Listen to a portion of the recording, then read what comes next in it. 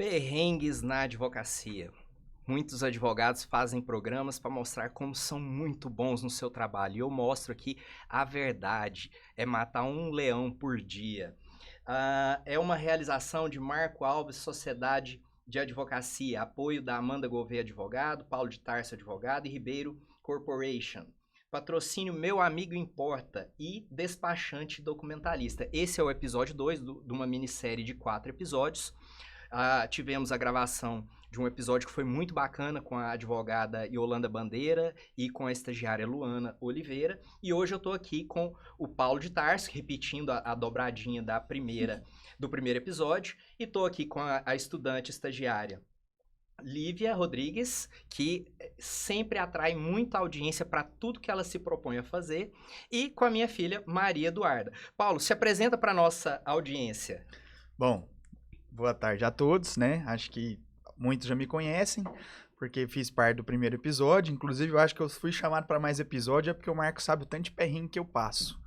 Então, é por isso que eu vou estar em quase todos os episódios, se não todos, né? Então, eu sou advogado, já atuo na área já há bastante tempo. O Marco Túlio, além de primo, amigo, é um irmão, um parceiro. E não tem nada que ele não me chame que eu não vou. Só corrigir ele um pouquinho, que ele falou que é matar um leão por dia. Ele só esqueceu que a gente mata um e já deixa amarrado o outro pro outro dia, né? Porque na advocacia é assim. Muito bem, obrigado, Paulo. Agora eu vou chamar a Lívia para se apresentar para a nossa audiência. Então, eu sou a Lívia Rodrigues, eu fui estagiária na Prefeitura de Goiânia, hoje eu tô no TJ e nesse meio sempre tô com a Amanda em tudo, nos perrengues. E assim, bora aumentar essa quantidade de leão aí, né, gente? Pode multiplicar esse negócio, porque haja leão. Mas o problema não é nem matar o leão, né? As cobrinhas que vem no meio.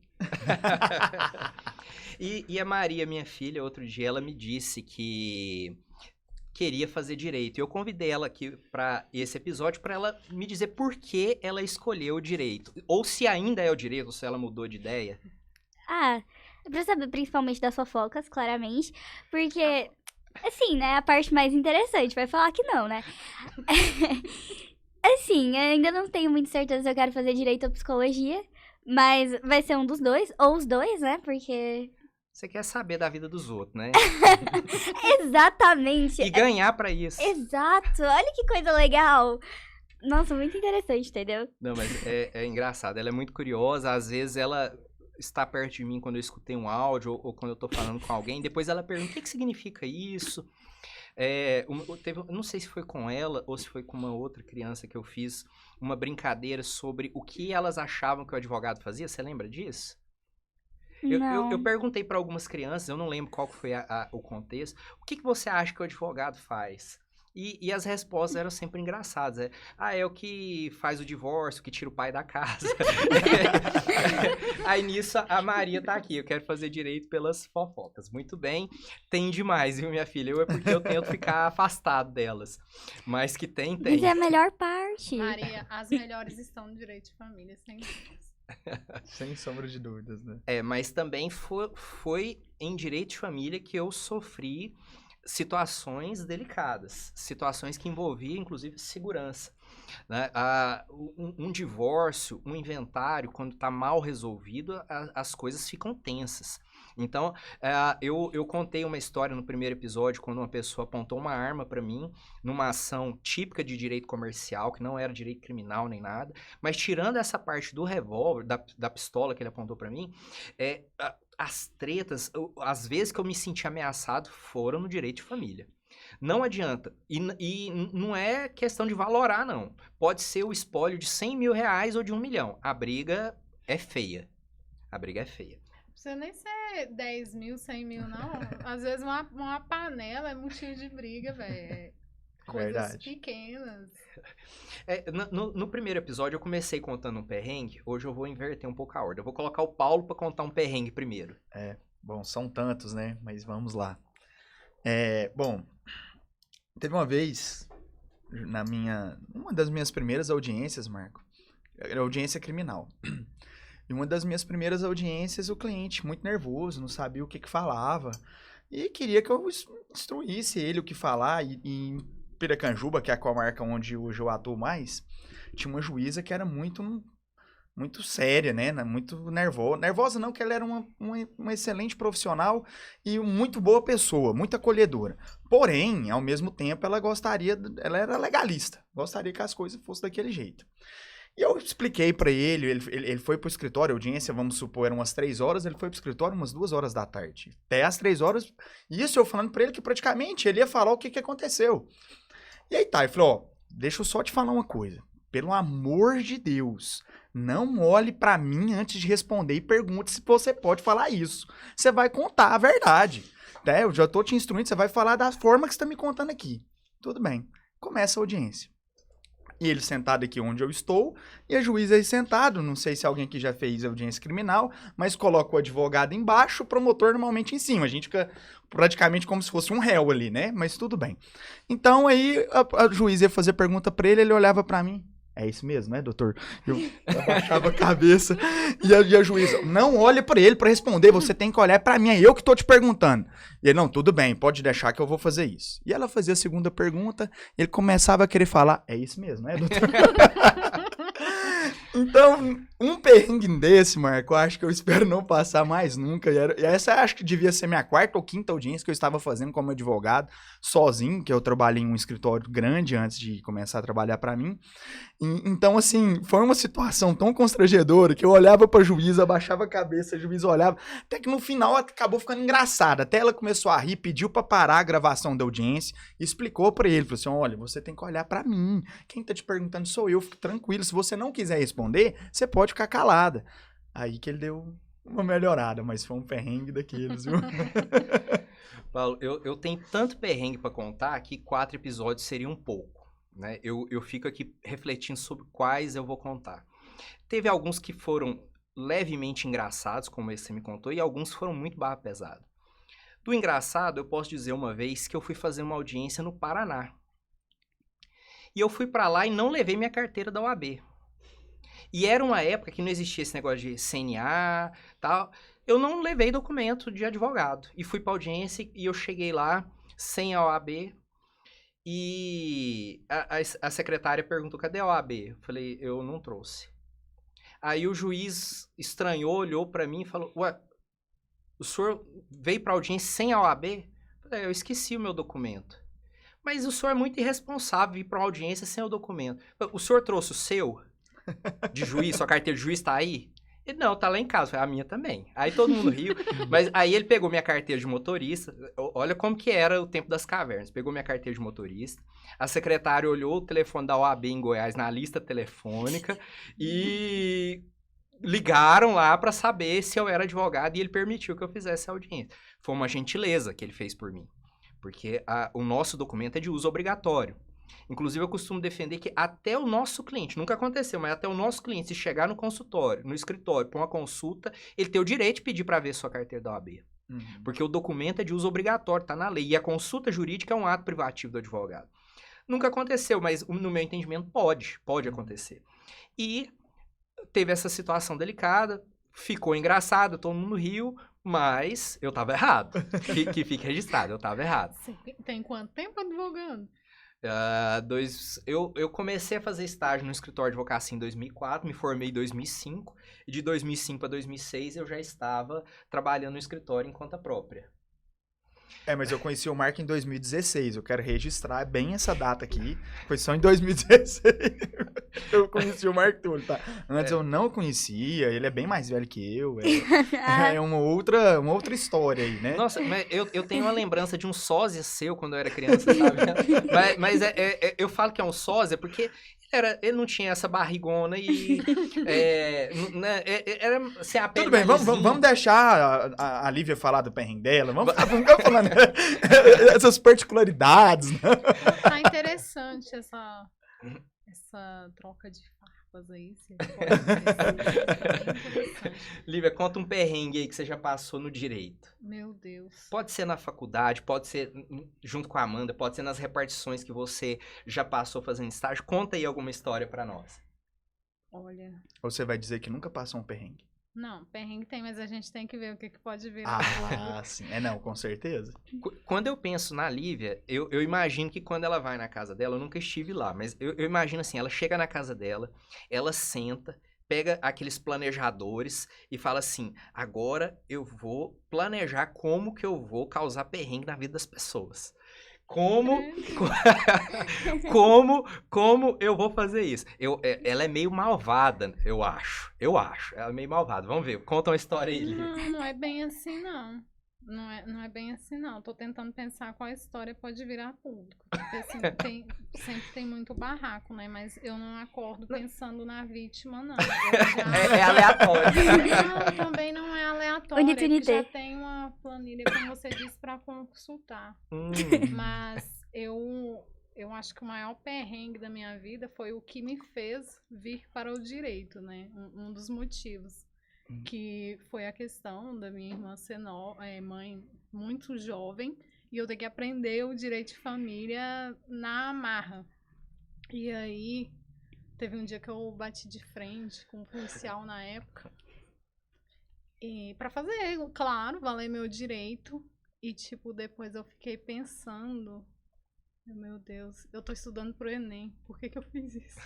Mas deu certo, eu sobrevivi, tá? Deu tudo certo. Sempre usei gravador também. Tinha que deixar claro. Nesse momento não, né? Tem certeza? Nunca se sabe. Mas assim. O celular tá virado pra baixo, olha lá. Vai saber. É uma mania que eu tenho, tá? Meu celular tá sempre virado pra baixo. Não que chegue notificações assim, mas. A Lívia é o tipo de pessoa que eu jamais vou arrumar inimizade. Porque eu sei do que ela é capaz. Não podemos falar, mas eu sei do que ela é capaz. Maria, conta algum perrengue que você já passou aí. Não precisa ser do direito, não. Um perrengue qualquer. Não sei. Não vale dessa semana, tá? Não, vale sim. Esse Tinha que vir a público isso, viu? Não, esse aí eu quero detalhes. Não, então vou contar detalhes desse. Segunda, eu tava 2 semanas tossindo. Aí, final de semana, eu passei muito mal. Aí eu descobri que eu tava com infecção de alguma coisa. Me furaram. Odeio. Nossa, tiraram meu sangue. Eu fiquei chateada. Odeio que me furem. Aí descobri lá que eu tava com infecção. Só que aí, tipo, eu tinha simulado. Simulado numa quarta-feira à tarde. Simulado não pode fazer segunda chamada. Aí tudo bem, tudo certo, tudo lindo, maravilhoso. Eu estava indo, morrendo, mas estava indo. Mesmo passando muito mal. Aí meu pai, você não vai não. É um absurdo isso que estão fazendo com você, estão judiando de você. E ele e minha mãe tentando falar na escola desde cedo que eu tava morrendo. E que eu não ia. Aí tudo certo. Aí no outro dia, eu acordo com um textão do meu pai, que ele enviou pra escola. Tipo, tinha ler mais. Vocês têm noção que tinha ler mais? Tipo, tava gigante. Aí eu, nunca mais eu piso naquela escola, né? Aí meu pai falou assim, amanhã você vai pra escola. Eu... Tem certeza, assim, absoluta. Aí eu cheguei hoje na escola querendo morrer, né? Porque eu tinha que ir lá resolver esse troço da prova.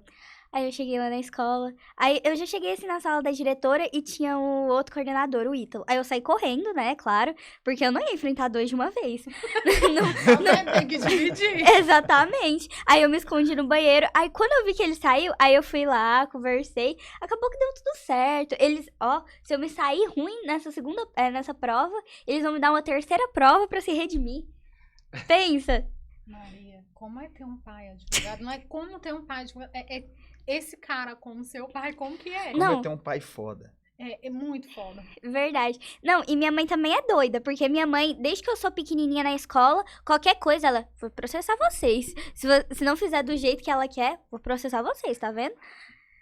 O pai da Maria Eduarda é advogado e falou que tá errado. Às vezes ela nem falou com meu pai. Ela tá certa. É assim mesmo. Não, mas já teve vez dela tá errada. Ainda bem não que a importa. escola... Quem não sabe seu direito é lesado por quem sabe. É essa a verdade. Não, eu fiquei sabendo que a mãe da Maria dá muita carteirada em meu nome sem eu saber tá por aí. Certa. Mas teve uma coisa que você falou que eu vou assinar embaixo. Eu quero ser amigo da Lívia. Tá? Eu Anote sei. isso aí. Grandes amigos. O que você precisar, Lívia, não importa. Somos amigos, jamais inimigos, viu? Jamais. Beleza? Mas, Maria, você leu a mensagem que eu mandei pra sua escola? Li. Teve alguma coisa que mais chamou a sua atenção na mensagem? Deixa eu pensar. O teor da mensagem foi agressivo ou foi argumentativo? Assim, Pode falar a impressão que você teve. eu ficaria com medo, sendo bem sincera. Porque, assim, quando eu vi a mensagem, eu ficaria com medo mesmo sem ser parte da coordenação da escola. Porque você já é uma pessoa, assim, que dá um sustinho, dá um medinho. Quando eu era pequena, minha mãe sempre ameaçava envolvendo você, vou falar com seu pai. Então, né, assim, dá um medo. Mas, assim, tinha bons argumentos. Você tem uma coisa, você pode estar errado, mas seus argumentos são tão bons que você faz a pessoa estar errada e você virar certo. Nossa, parece coisa de psicopata. Pois é. Pois é. Vó Thelma já falou que você tem traço de psicopata, viu? Nossa, Só acho. Nossa, não, e se minha mãe falou, então deve ser mesmo. Porque é verdade. ela é terapeuta, se ela falou... Não, e juro, meu pai, ele pode estar errado, mas ele faz você estar errado e ele virar o certo. Ele também é dramático, assim, informando. Conversa comigo mais, não. Seu pai é aquariano. Então, assim, já é um problema na Terra. Não tem coração esse tipo de ser humano, Meu né? Deus. Já- A já gente começa falou de por aí. muito perrengue no primeiro episódio, falou de alguns agora. Eu acabei lembrando de um, que a Lívia agora tá trabalhando no fórum. E eu nem lembro a última vez que eu fui ao fórum. Eu vou essa semana para uma audiência presencial, como era na época dos antigos romanos, né? Vai ter uma audiência presencial que eu vou, junto com a Yolanda Bandeira, que teve aqui no primeiro episódio. Mas houve uma época que nós íamos ao fórum constantemente. Inclusive, eu tinha que ter um estagiário para estar no fórum todos os dias olhando os andamentos dos processos. Era um estagiário específico para fórum, para tirar a cópia dos despachos, para pedir para expedir os ofícios, os mandatos. Tinha esse papel. Pobre estagiário. Pobre estagiário. Escregiário. Nós já fomos estagiários e eu acho que é uma honra muito grande aprender um ofício tão importante estando envolvido na advocacia. Mas aonde que eu tô querendo chegar?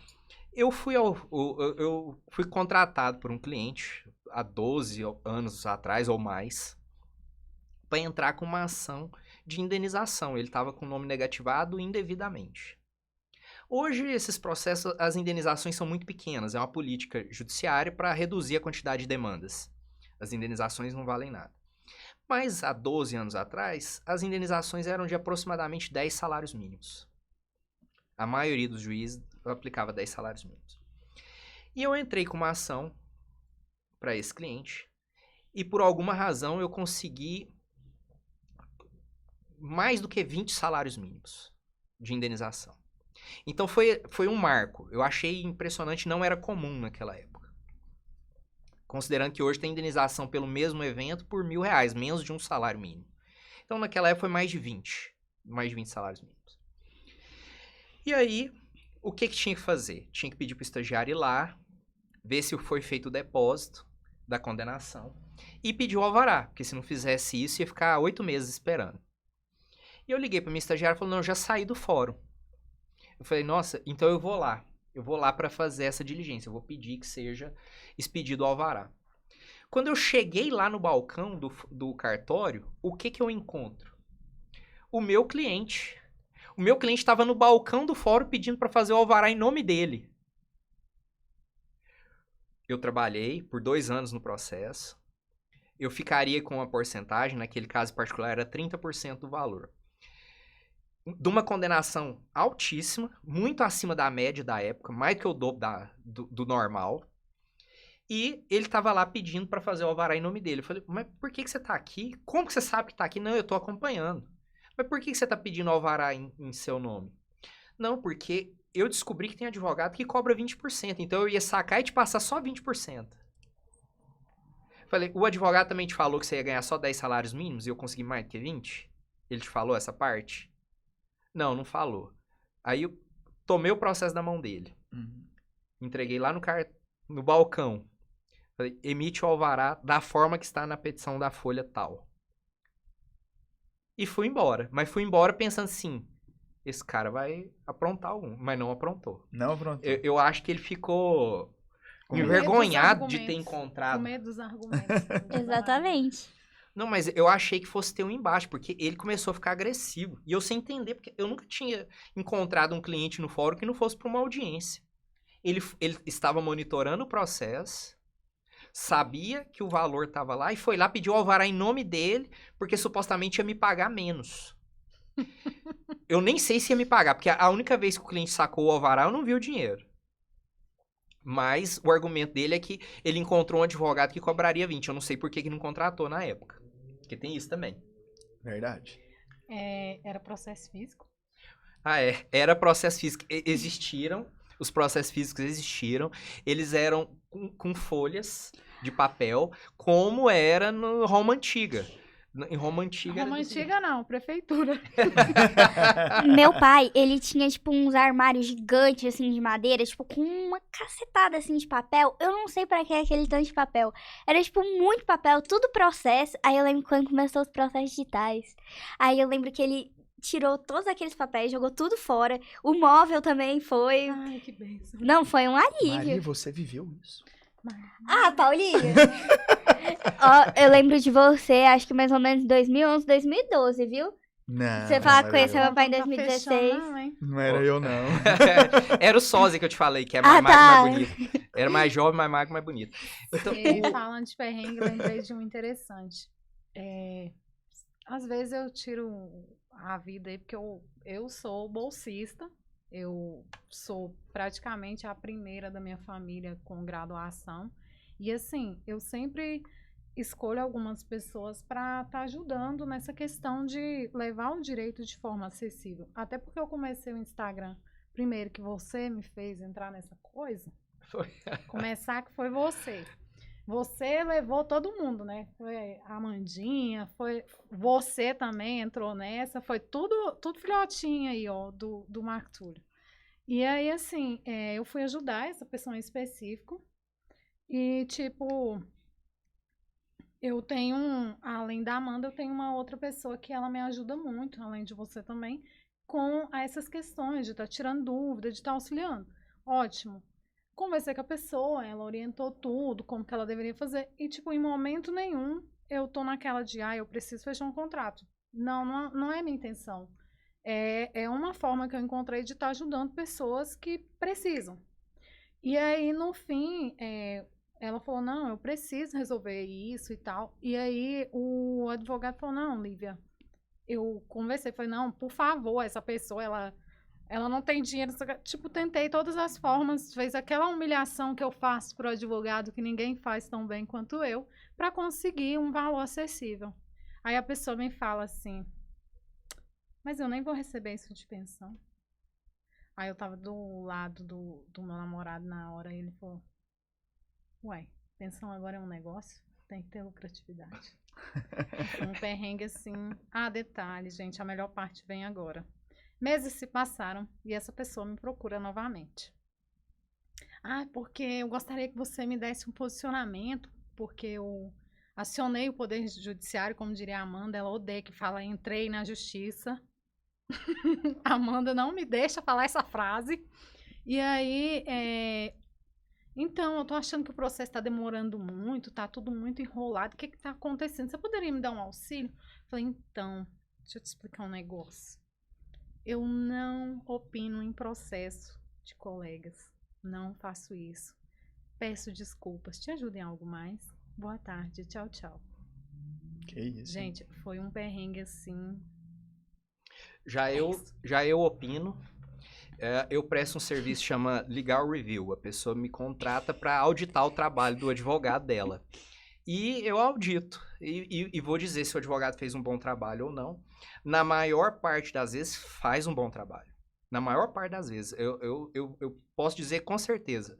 A maioria dos advogados são bons no que fazem. Mas de vez em quando a gente vê erro. E são erros que não são totalmente ligados à técnica do direito. São ligados à falta de comprometimento. É perder um prazo, deixar de apresentar informações ao cliente para que o cliente tome decisões, né? Isso, além de ser uma violação disciplinar, ele pode ser acionado na OAB, o advogado que faz isso, também é uma falta, no mínimo, de educação. Né? Você deixar o seu cliente inteirado de como está o processo, envolver ele nas decisões. Mas, enfim, eu opino, mas eu cobro. É bom deixar claro, eu cobro. E muitas vezes eu recebo desaforos quando eu falo que vou cobrar. Eu quero que faz a análise do processo, vou cobrar. Só para dar uma olhadinha, Essa olhadinha me custa tanto. Ó, tem algumas situações que eu já aprendi que tomam tanto meu tempo que eu não vou fazer de graça nunca. Antes eu fazia, hoje eu não faço. E uma coisa, ninguém dá valor em trabalho de graça, gente. Não dá. Pode ser a pessoa mais simples, e eu falo esperando o processo vir. Pode ser a pessoa mais simples. Se você não cobra, ela não dá valor. Ela acha que você é menos. Tipo assim, você já mostra seu valor, tipo, não importa se você tá ajudando, tentando ajudar a salvar o dia, não é todo mundo. Eu Vamos não deixar sei se claro. vocês viram, eu postei, a Lívia viu que ela me comentou. Eu postei que estou querendo contratar alguém para fazer um projeto na área de informática para mim. Sim. Postei no Instagram. E o Ivan, que é amigo do Paulo, me mandou uma mensagem e falou: publica esse projeto seu numa plataforma que chama Orkana. Eu não conhecia. E nem tô ganhando merchan. E eu publiquei. Eu expliquei o que era o meu projeto, expliquei as qualificações que eu espero da pessoa. E vários freelancers me mandam um orçamento do que eles me cobrariam para executar aquele projeto. As pessoas que me cobraram mais barato me passaram todas a impressão que eles não sabem o que estão fazendo. Porque é um projeto complicado. Eu tenho consciência disso. E ainda assim me fizeram um orçamento barato. Na minha cabeça ele não vai entregar esse projeto, ou vai entregar com a qualidade ruim. Eu só marquei reunião com os que cobraram o que eu julguei o preço justo. E nesse caso em particular foram os mais caros. Eu não imaginei que quem me cobrou muito barato ia ter condição. Porque se fossem coisas para eu fazer, eu levaria algumas semanas de trabalho. Não tem condição da pessoa me cobrar tão barato e entregar aquele serviço. Mas esse negócio de você cobrar para agregar valor é algo que eu aprendi meio que na marra. Desde 2014, se eu não me engano, eu cobro pela consulta. Inclusive, hoje a pessoa pode entrar no meu Instagram, no meu site, e tem lá o link para ela marcar uma consulta. E a consulta é cobrada. A consulta presencial, hoje eu cobro R$450. E a consulta online, R$225.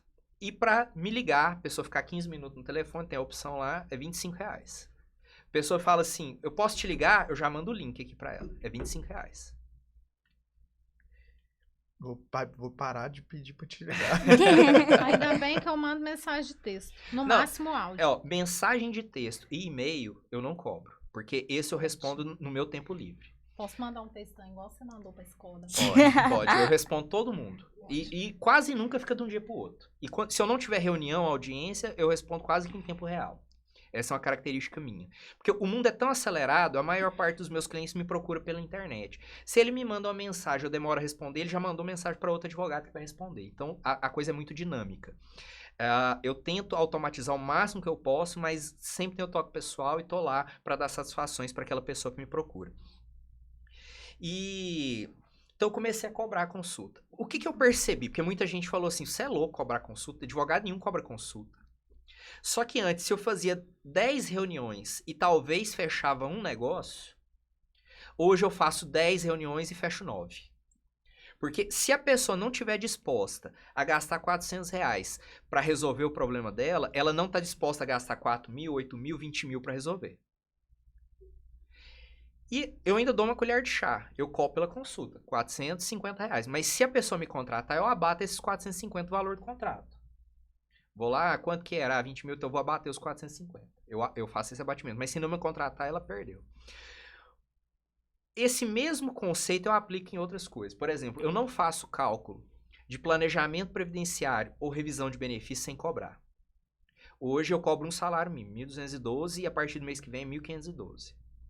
Eu cobro R$1.212 para fazer um cálculo de revisão de benefício. Se a pessoa tiver... Eu parcelo 12 vezes no cartão, não tem problema. Não é pelo dinheiro, mas pelo compromisso. Porque uma revisão como essa, um planejamento, eu preciso muito do cliente. Eu preciso das informações. Eu preciso de informações de coisa que ele viveu nos anos 80. Do emprego que ele teve nos anos 70. Eu preciso que ele vá atrás de documento. Se ele gastar esse dinheiro, ele vai atrás de tudo que eu peço. Ele faz tudo. Quando eu fazia o cálculo gratuito, eu pedia, era 90 dias cobrando. A pessoa não me atendia. Mas quando ele pagou, ele vai no mesmo dia. Hoje mesmo eu mandei uma mensagem e falei, ó, esse cliente precisa fazer uma procuração a rogo, é analfabeto. Eu não vou pegar carimbo de dedo, eu preciso de uma procuração lá no cartório. A nora dele já me mandou mensagem, eu vi que a procuração já está na mão. Gastou, o cliente movimenta, o cliente faz acontecer. Então eu cobro pelo cálculo, Não vou parar de cobrar porque eu passo uma manhã inteira fazendo esse cálculo.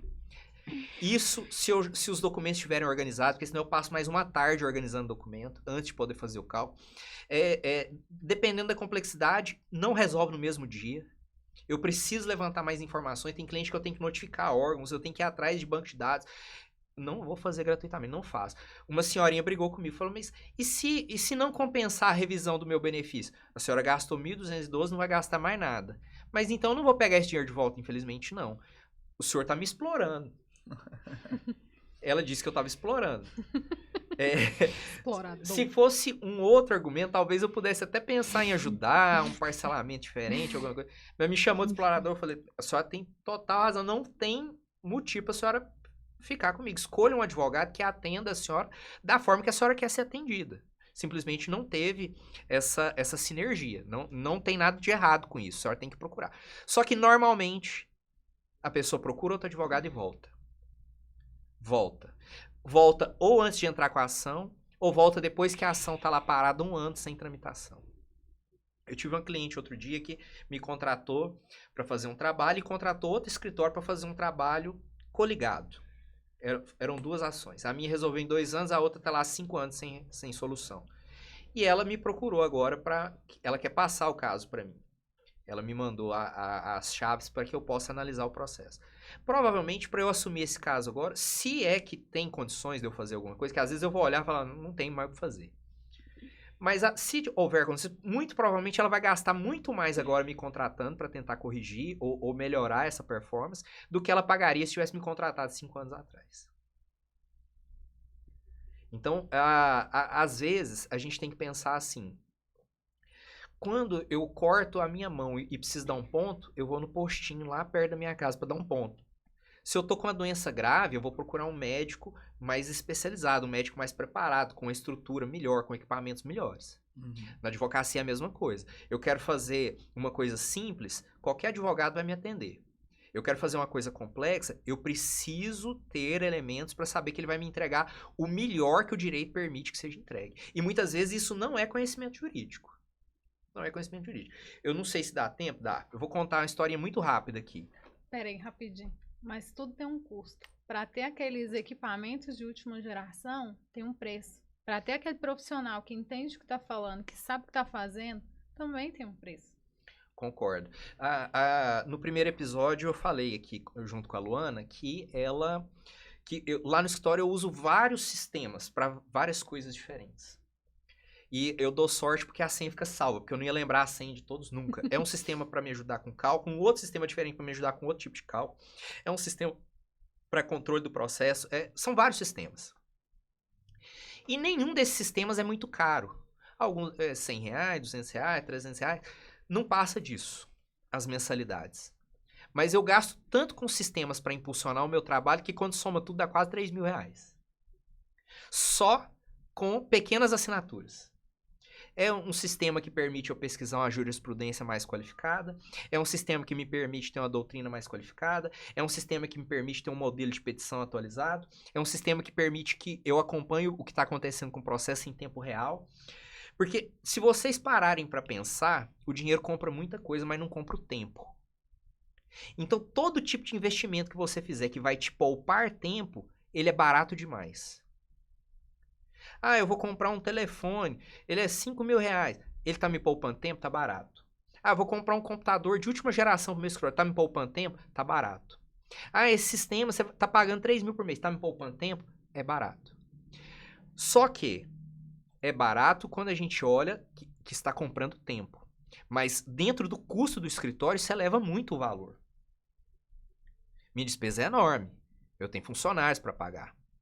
Eu tenho estrutura para manter, eu tenho que pagar os meus sistemas, eu tenho que pagar a anuidade na OAB, eu tenho que pagar o contador, eu tenho que pagar a luz, eu tenho que pagar a internet, tudo isso tem custo. E quando a gente pega todo esse custo e coloca dentro de uma estrutura de precificação, a gente tem que cobrar um valor do cliente, dependendo da complexidade do caso, do tempo que vai tomar. Existe uma métrica que é muito objetiva para isso. Eu não cobro preços aleatórios. Tá lá, o meu trabalho tem 5 níveis de classificação de complexidade e mais os casos que são personalizados.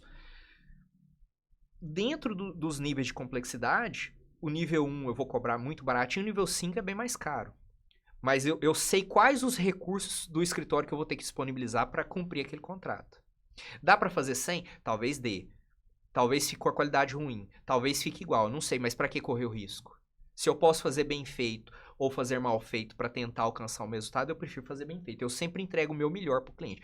Não é muito incomum eu tá com um caso e precisar de um livro, comprar um livro só para aquele caso, ou se não, fazer um curso específico para um processo. Um processo que eu não vou ganhar nada mais por ele, mas eu vou lá e faço um curso porque eu quero entregar o meu melhor. Sempre o meu melhor.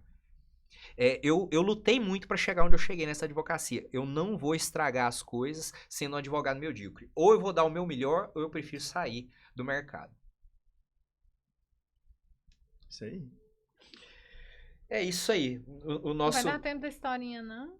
Que pena. Qual a história? Você ia falar alguma coisa, eu te interrompi. Sobre qual? Eu nem lembro mais. O que ele ia falar que eu interrompi mesmo? Não lembro.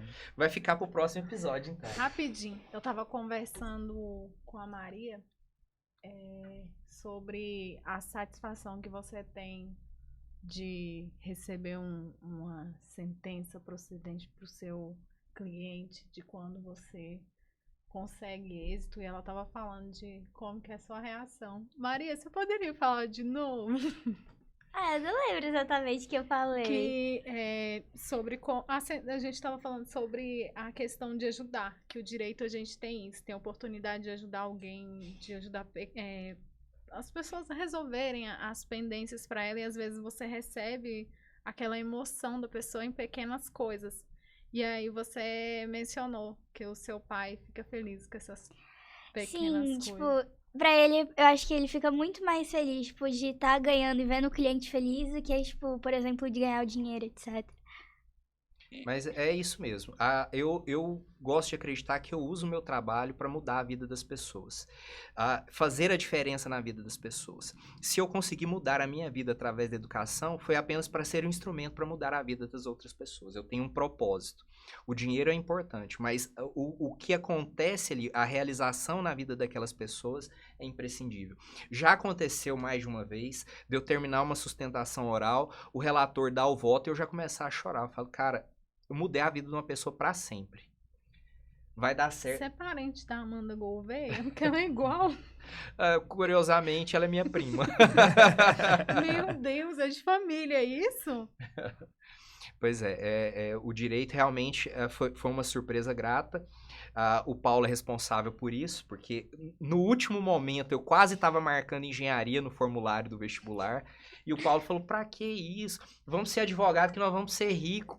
Ai, gente. Pelo menos você foi Ele bom. me iludiu, né? Ele me Mas iludiu. assim, ele conseguiu te convencer. O que importa é o resultado. Marco, como eu ainda não sei como vão ser os próximos episódios, teve um perrengue que eu guardei. Você falou agora de ser rico, que é bem interessante. Vou resumir bastante. Trabalhei muitos anos no escritório grande aqui de Goiânia, trabalhei mais de 10 anos. E aí, um outro advogado, concorrente do meu chefe, me chamou para montar um escritório no Pará, lá no Paraupebas. E beleza, risquei tudo, pedi demissão e fui. Com as malas no carro e fui. E resumindo, lá não deu certo, voltei com a roupa do corpo, resumindo. Daí foi quando eu fui ser procurador-geral do município de Piracanjuba.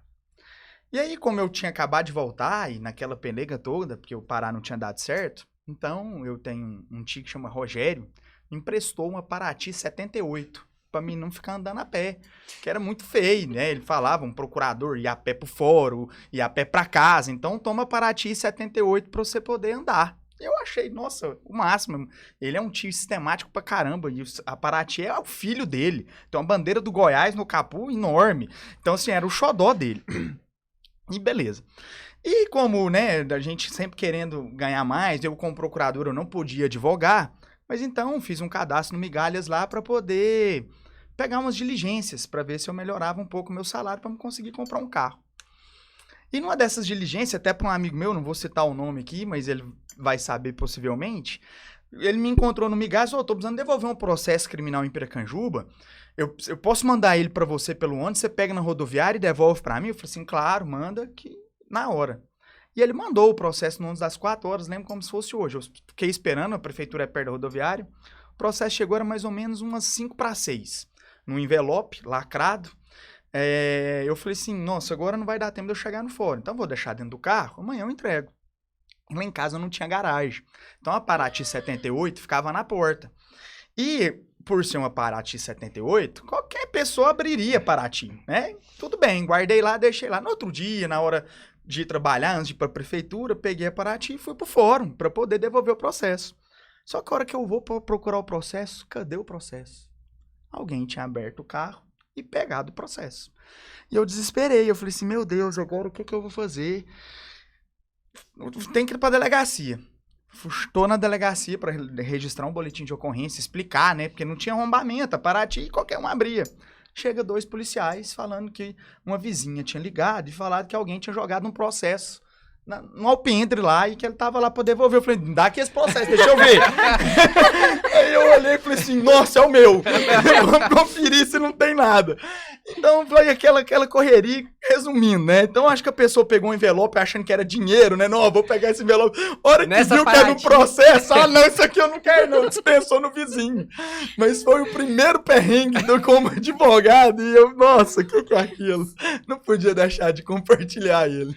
Essa foi muito boa. Nossa, como eu falei, 4 episódios é muito pouco para tanta história que a gente tem para contar. Né?